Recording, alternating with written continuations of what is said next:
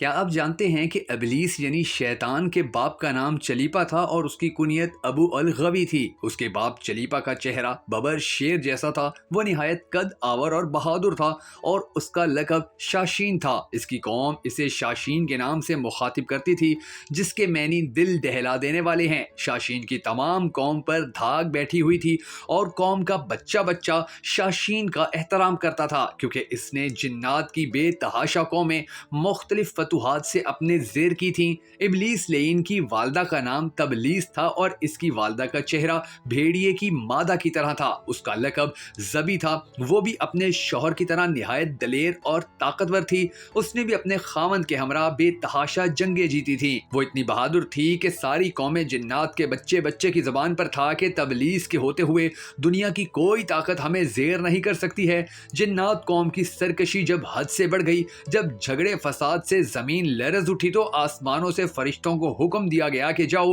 ان سرکش جنات کو مار پھینکو۔ بقول ابلیس کے کہ میری ماں تبلیس نے فرشتوں کے ساتھ جنگ کرتے ہوئے بہادری کے وہ جوہر دکھائے کہ دیکھنے والے اش اش کر اٹھے، لیکن مشکل یہ تھی کہ جن اور فرشتوں کا کوئی جوڑ نہیں تھا، اور خود میرا یعنی ابلیس لعین کا بھی یہ خیال تھا کہ اماں جان کی بعید از قیاس بہادری کے مقابلے میں فرشتوں نے آ کر سخت غلطی کی ہے اور انہیں بڑی عبرتناک شکست ہوگی۔ لیکن اللہ جانے کیا ہوا کہ ہم کمزور پڑ گئے اور فرشتے ہم پر غالب آتے گئے۔ اس عجیب و غریب جنگ کا سما کچھ ایسا ناقابل فہم تھا کہ ساری قوم حیرت میں تھی۔ فرشتوں کا وار ہم پر خوب پڑ رہا تھا، لیکن ہمارا وار کچھ ایسا اوچھا اور بزدلانہ پڑ رہا تھا کہ ہمیں خود حیرت ہوتی تھی۔ قوم جنات کا جو بچہ بچہ میری ماں اور باپ کی بہادری کے گن گاتا تھا، آج انہی کو فرشتے دردناک طریقوں سے مار رہے تھے۔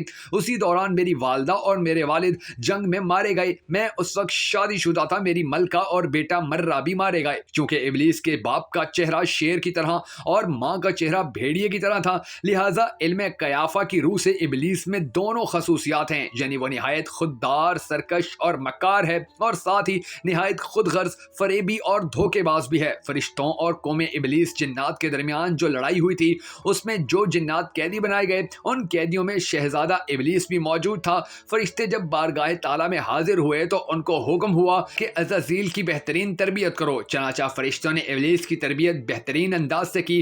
اللہ تعالیٰ کے رتبہ اور جاہ و جلال سے وہ آشنا ہو گیا، عبادت اور ریاضت کے طریقے اور آداب سمجھ گیا، یہاں تک کہ پہلے آسمان والوں نے اس کو عابد کہا، دوسرے آسمان والوں نے زاہد، تیسرے آسمان والوں نے عارف، چوتھے آسمان والوں نے ولی، پانچویں آسمان والوں نے تقی، چھٹے آسمان والوں نے خاشع اور ساتویں آسمان والوں نے اسے عزازیل کے لقب سے مقلب کیا۔ چند ہی عرصے میں یہ اپنی فطری تیز ترازی کے سبب سب کچھ سیکھ گیا، اور وہی فرشتے جو کبھی اس کے معلم اور ٹیچر تھے، بحکم خداوند علوم عالیہ میں اس کی امداد لینے لگے۔ رفتہ رفتہ عزازیل اپنی قابلیت کے باعث فرشتوں کا استاد بن گیا۔ یعنی دیکھیے کہ قدرت بھی کیسے کیسے عجوبے پیش کرتی ہے۔ ابلیس اپنی عبادت و زاہد میں اتنا مقرب ہوا کہ مختلف آسمانوں میں اس کے مختلف رتبے بنے، لیکن اس کے بعد کہانیاں بالکل ہی تبدیل ہو گئیں، جو آج کے ہر بچے کو پتہ ہیں۔ اللہ تبارک و تعالیٰ کا ہمیشہ سے ایک دستور ہے کہ وہ اپنی رائے کو سب سے الگ تھلگ رکھتے ہیں اور کسی کو بھی اس امر کی خبر نہیں ہو پاتی۔ اللہ تبارک و تعالیٰ فرماتے ہیں کہ میں جسے چاہتا ہوں عزت دیتا ہوں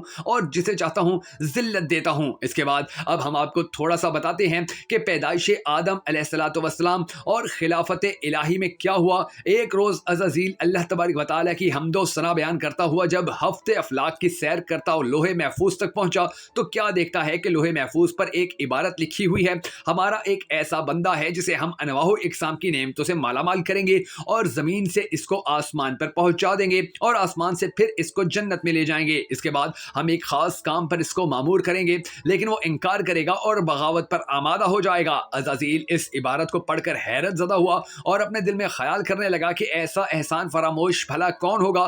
دوبارہ عبارت پر غور کیا تو عبارت کے قریب ہی نہایت واضح لکھا ہوا نظر آیا، اعوذ باللہ من الشیطان الرجیم۔ یہ پڑھ کر وہ تقریباً 2000 سال تک روتا رہا اور خود پر ہی لان تان کرتا رہا کہ ایسا بدبخت کون ہو سکتا ہے جو رب کریم کا نافرمان ہو۔ گھبرا کر اس نے بارگاہ الہی میں حاضری دی اور بولا، اے رب العالمین، یہ شیطان الرجیم کون ہے کہ جس سے پناہ مانگنی چاہیے؟ اللہ تبارک و تعالیٰ نے فرمایا کہ ہمارے ایک بندہ نے جو ان کی نعمتوں سے سرفراز کیا جائے گا، لیکن ہمارے ایک حکم کو نہ ماننے کے باعث مردود بارگاہ ہو جائے گا۔ عزازیل نے عرض کی، باری الہ، میں اس ملعون کو دیکھنا چاہتا ہوں۔ اللہ تبارک و تعالیٰ نے فرمایا تو جلد اسے دیکھ لے گا۔ عزازیل اسی سوچ و بچار میں ہزارہا سال مبتلا تھا کہ اسے معلوم ہوا کہ آدم علیہ السلام کا پتلا تیار کیا جا رہا ہے۔ اس پتلے کا سر مکہ معظمہ کی خاک، گردن بیت المقدس کی مٹی، سینہ عدن کی خاک سے اور پشت و شکم ہندوستان کی سرزمین کی مٹی سے، ہاتھ مشرق کی خاک اور پیر مغرب کی زمین سے تیار ہوں گے، اور باقی گوشت پوشت وغیرہ تمام زمین کی مجموعی خاک سے بنیں گے۔ اور اس کے علاوہ اس میں آگ، پانی اور ہوا کو بھی شامل کیا جائے گا۔ مختلف جگہوں کی مٹی شامل کرنے کی حکمت یہ ہے کہ اس پتلے کی نسل مختلف شکلوں میں نمودار ہوگی، اور عناصر کے شامل کرنے کی حکمت یہ ہے کہ اس سے پتلے کی نسل 4 طبائع کا حسین امتزاج ہوگی، کیونکہ ہر 4 عناصر میں سے ایک عنصر دوسرے عنصر کی موجودگی میں قائم نہیں رہ سکتا۔ مثلا آگ اور پانی یکجا نہیں رہ سکتے، اور مٹی اور ہوا یکجا نہیں ہو سکتے، اور یہ قادر مطلق کا ہی کمال ہے جس نے ان 4 عناصر کو یکجا کر رکھا، اور یہ جامع العجائب والغرائب پتلا صانع مطلق نے اپنے ہاتھ جیسا کہ اس کی شان کے لائق ہے سے بنایا۔ پھر جب اس پتلے کو تیار کیا گیا تو پتلے کو زمین پر بھیج دیا گیا۔ عزازیل فوراً اس پتلے کو دیکھنے کے لیے زمین پر پہنچا تاکہ دیکھ سکے کہ اس کی اندرونی اور بیرونی ساخت کیا ہے اور اسے کس قسم کا نظام دیا گیا ہے۔ سب سے پہلے عزازیل نے پتلے کو ٹھونک بجا کر دیکھا تو پتلے سے ایک بڑی ہی عجیب و غریب آواز آئی۔ جب بیرونی مشاہدے کے بعد عزازیل کسی بھی حتمی نتیجے پر نہ پہنچ سکا تو اپنی مخصوص طاقت کے ذریعے پتلے کے اندر داخل ہو گیا۔ شاید اسی لیے کہا گیا ہے کہ شیطان تمہاری رگوں میں خون کی طرح دوڑتا ہے تاکہ پتلے کا اندرونی مطالعہ کر سکے۔